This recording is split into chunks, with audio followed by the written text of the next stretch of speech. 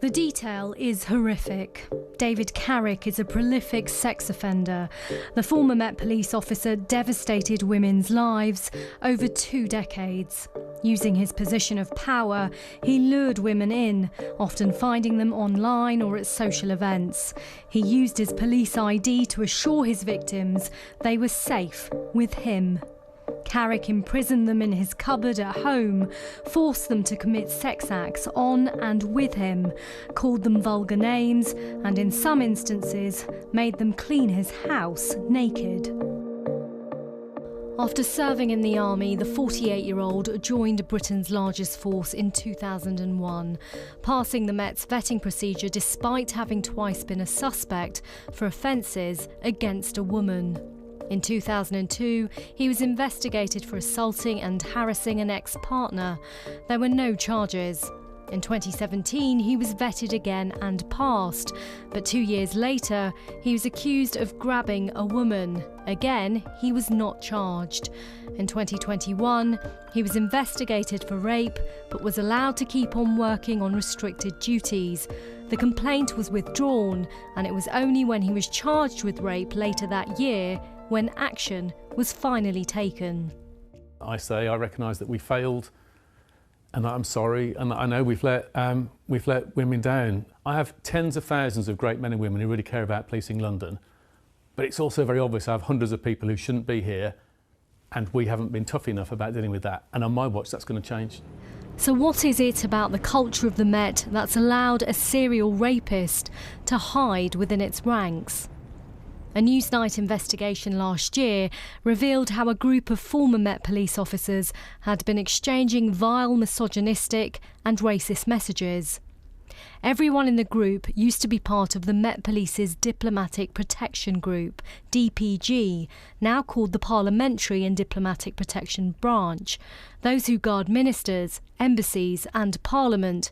It's the same branch that Carrick and Cousins were a part of. During that investigation, we spoke to several former and serving Metropolitan officers who described a deeply embedded culture of misogyny that had been passed down through the generations. We spoke to several female officers. One described the force as a hellhole for women, where you're constantly objectified and treated like your body belongs to them. It's this deeply embedded culture that needs eliminating, argues one serving officer. This job attracts the most disgusting people. Misogyny is something you see all the time. It's just the way it is. Jokes and banter and whatever you want to call it. And that culture is old school, you might think, but it's not really, because all ages are doing it. Women feel uncomfortable and preyed upon. I don't see any improvements either, and I've been here a while. You can see how he was allowed to thrive in this place. But how are people with worrying backgrounds and views getting into the Met in the first place? Today, the Metropolitan Police Commissioner said the force was investigating 1,000 sexual and domestic abuse claims, involving about 800 of its officers.